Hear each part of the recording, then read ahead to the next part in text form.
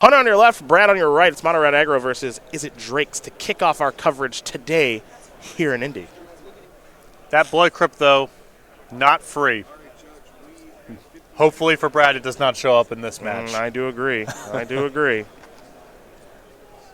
We will do it to it. Brad's going to kick things off with a steam fence, and there's the battlefield tapped. Over to Hunter. Blaes will go. He's got a mountain, but no turn one play. For Brad, it'll be a copy of Discovery. And he will surveil 2 and then draw a card in just a moment here.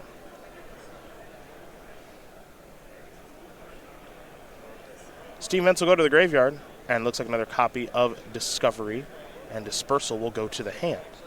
It'll be a basic mountain. Do we have a turn 2 play here, Hunter? That's a lot of lands in Hunter's hand. You can tell because they are white bordered. It looks like he may have 3 more in his hand. Keep in mind, he only does run 20 mountains. Yeah, that can definitely flood out. Both Risk Factor and Experimental Frenzy, though, can manage that a little bit. There is Discovery here again for Carpenter. Hunter did knock Brad down to 18 with that Viashino Pyromancer. So we'll see some surveil action here once again from Brad. Looks like he's going to keep them both there and now draw a card. Copy of Enigma Drake has been found.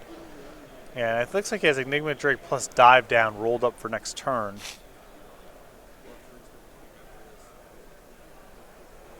Viashino Pyromancer is going to come on in for 2. That's 2 of the requisite 3 damage, by the way. Yeah. Patrick. Okay. Yeah, he's already, it's done. Okay. He's already did it. Mountain there. Again, quite a few lands. Maybe he's going to light up the stage again. All right, get a little bit deeper into the deck. Runaway Steam can skewer the critics. Good God. Skewer you real good, maybe. Yep. Carpenter down to 13. I could watch this all day. I could play this all day. Yeah, I know. The card is a ton. Here's Enigma Drake. He was flooding out, and then suddenly he has, if anything, too many spells to work with. Well, I got to talk with Hunter after his win yesterday to go to 9-0. He felt very confident in his build of the deck, did a lot of testing for the tournament as he plays Runaway Steamkin from the light up the stage. And now the question is, does Blaes want to try to get rid of the Enigma Drake here and possibly play into Dive Down or Spell Pierce, or just ignore the blocker and throw all the burn right at Brad? That'll be a G2 Lava Runner trigger there on the Steamkin.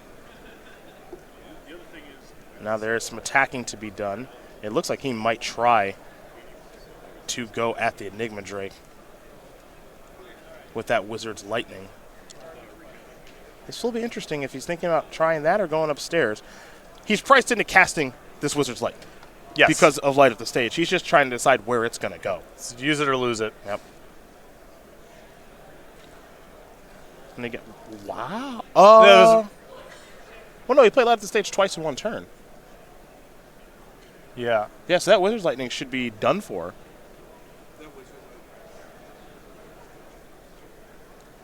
Right? We played it last turn. He played light up the stage twice. You get to use it until the next turn. Yeah. You get to use it until the next turn. So that's a little bit surprising. Maybe a mistake early this morning here from Hunter Blaes. Yeah, I mean, he had the Wizard. Yeah, and I'm not sure that this is a legal play. Yeah, that one expired. Yep. And that's tough because those 3 points of damage would be very helpful right now, along with the counter that would be on the Runaway Steamkin. Yep. We'll see if he's going to be able to overcome this because his deck is still quite powerful. But we could say that Carpenter should probably be at 8 right now, as there's a Fanatical Firebrand. Trigger on the stack there from the Steamkin. So now the Steamkin's going to be a 3-3. And it looks like maybe Fanatical Firebrand's going to go after the Terramander. And it will. Now we'll see if Brad wants to use Dive Down, and I think he predictably does want to do that. That's going to save the Terramander. It's going to put another instant in the graveyard for both Enigma's Drake and the Terramander's Adapt. So this is a pretty good exchange here for Brad Carpenter. But I don't mind Blaes trying to test out the Dive Down there on the Terramander. It's so much lower cost to Blaes to have that exchange happen rather than him losing a fight over the Enigma Drake to Dive Down. Now, here's what gets interesting about this game. That Wizard's Lightning thing that we just saw over the course of the past turn with Hunter, that was a mistake. Yep. He knows it. We all know it at home. We know it here in the booth. How will he recover? Will he still be able to play a good game of Magic here? Well, the issue here is that Carpenter can flip the script and get to lethal here very quickly. You adapt the Terramander, you start hitting with the Enigma Drake, He might be able to do this in about 2 turns, and I'm not sure that Blaes is going to be fast enough to manage that. Well, the Pteramander is going to grow now with Adapt, or at least attempt to. Here's a Lightning Strike in response, and that's another dive down there for Carpenter, and that might be too much to overcome. That is game. Unless, here's what I'll say, unless an Experimental Frenzy is drawn. Even then, I think that the issue is going to be time here. Carpenter can turn around this game around and win so fast. The Enigma Drake has 5 spells to work with, so this is potentially a 2-turn clock. I think there's a question here about whether or not the Steam Trigger was made. Mm-hmm. But now Blaes is empty-handed. So if Carpenter thinks there's no card in the deck that can be drawn here to get Blaes to lethal, he can just go attack you. He's got 10 and then 10 again. Yep. And for Hunter, you'll see the exchange that did take place, and Brad is explaining that exchange of, you played Lightning Strike, I played Dive Down resolved, now you want to put a counter on this. That counter should actually go on the Runaway Steamkin before Dive Down even resolves. Yeah. That should be placed on the stack. So this is just going to be a single attack here with the Enigma Drake. I guess Blaes still has 1 card in hand, so there is some risk. But Mountain's not going to help. You got to play that land, of course. As Hunter is down to 15. Carpenter is empty-handed, so we'll see what the draw step will be. And he can, again, hit with the Enigma Drake, untap, and do it with both the next and turn. then hit for 10. Is it a frenzy? Okay, that's step 1. That's what it's got to be. See what this is going to be. That's a land. We need a spells. All right, he'll pass the turn back. Chart of Course was the draw. Chart of Course is the play. Draw 1. Draw 2. Lava Coil among the cards. Discard there. Lava Coil here. Will there be a response? There will not be, which means this game's got to be over now. Absolutely, and it is. Brad Carpenter's going to win game number 1 here over Hunter Blaes. Is it Drake's up a game here over Mono Red Aggro? Some slight missteps there from Hunter. I'm not sure he would have won anyway, because Brad had some pretty big creatures there. Yeah, well, if you can manage the battlefield a little bit better there, there's a chance that you have a turn, maybe 2 turns, to try to overwhelm Carpenter with the Experimental Frenzy. So it's easy to say, yeah, just, Blaes is kind of flooded out there. There is some truth to that. But if he was able to manage his resources a little bit better and get at least one of those creatures off the battlefield, could have been a very different game with that Experimental Frenzy off the top the turn he drew it. Yeah, very, very true.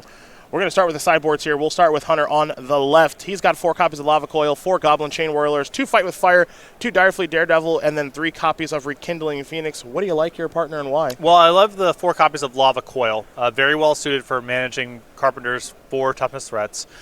I like Direfleet Daredevil against a deck with a lot of cheap spells and cheap interaction. The Rekindling Phoenix is an interesting case. I think it's reasonable in this matchup, though not great against Lava Coil, which Carpenter has a lot of copies of. But Blaes might want to have a little bit more defense and offense in the air. Other side of things here for Brad Carpenter. His sideboard, as you can see, is very diversified.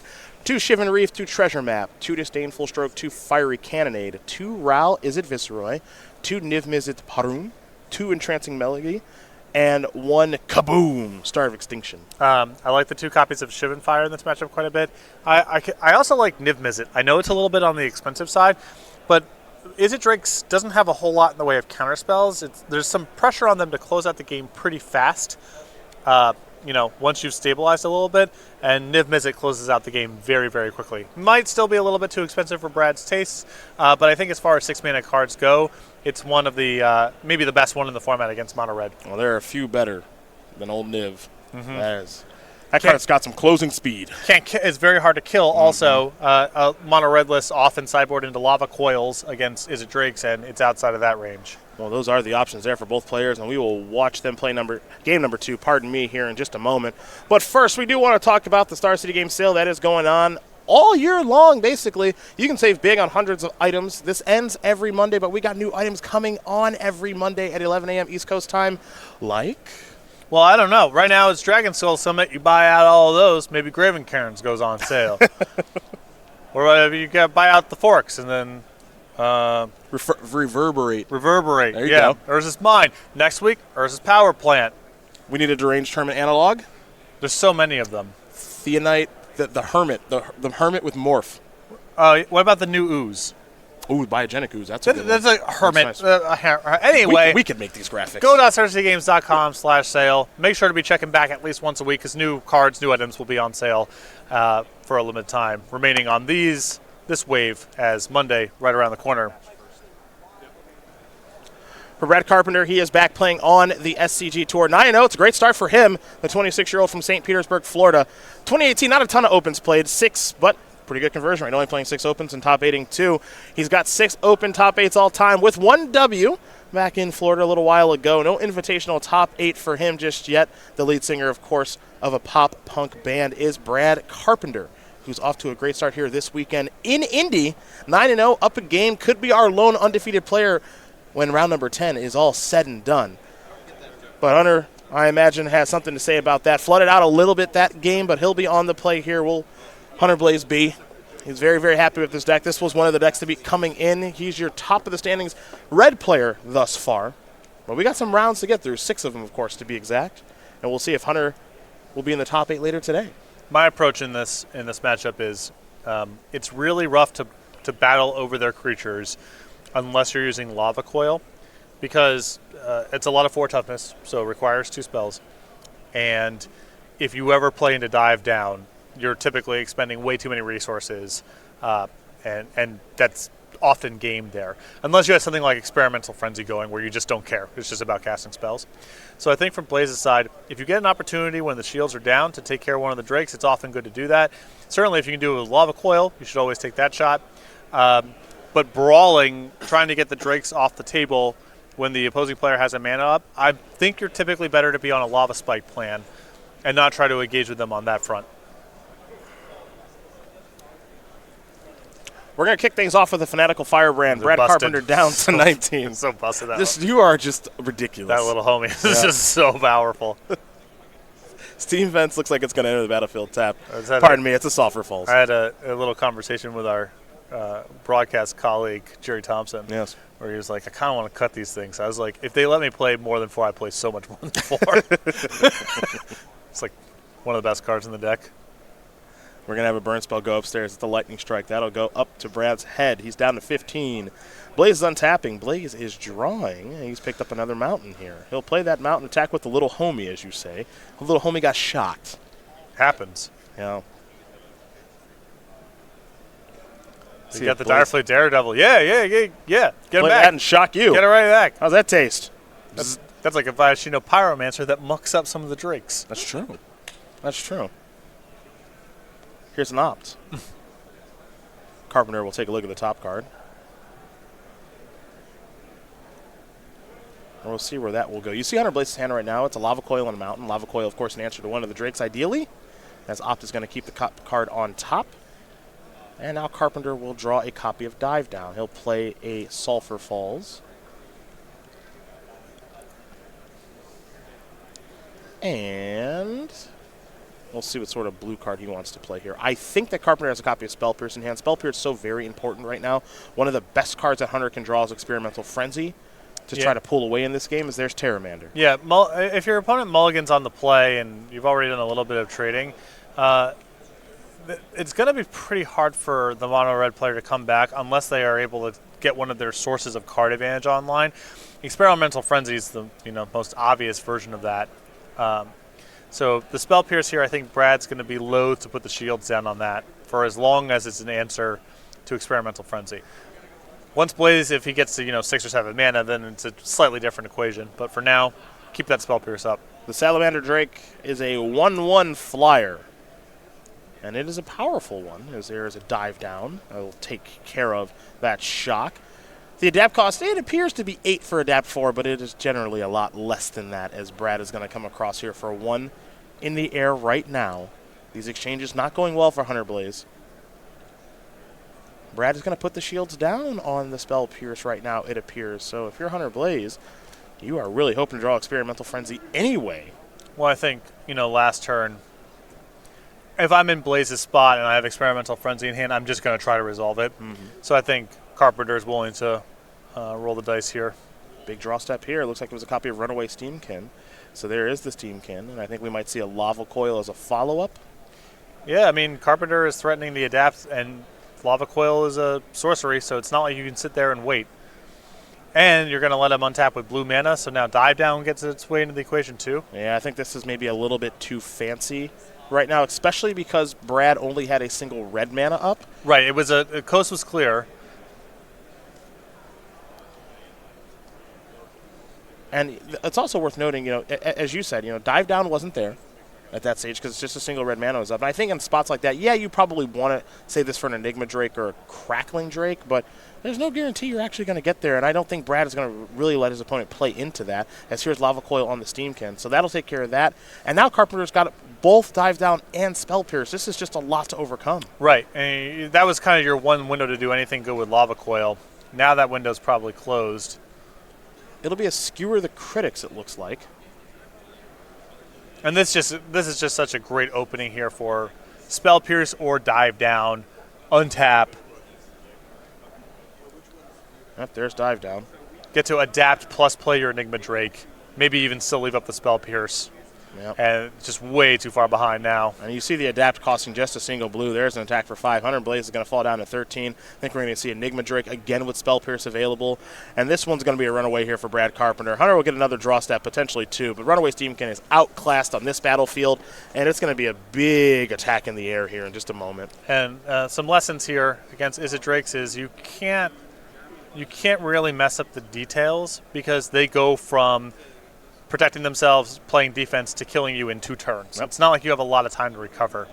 That's exactly what we have seen here in this game and match. Brad Carpenter is going to win here 2-0 over Hunter Blaze. Izzet Drakes will take care of Mono Red Aggro, and for Carpenter, the player on the right, a member of Team Nova, 10-0, top of the standings. Yeah, very impressive performance there. I was not that optimistic about Terramander's potential in Standard, mostly because the card pool is just not that big, and compared to Modern and Beyond, you don't have the same type of brainstorm and ponder and preordain kind of stuff to typically make those kind of cards really enable it. Yeah, but I think being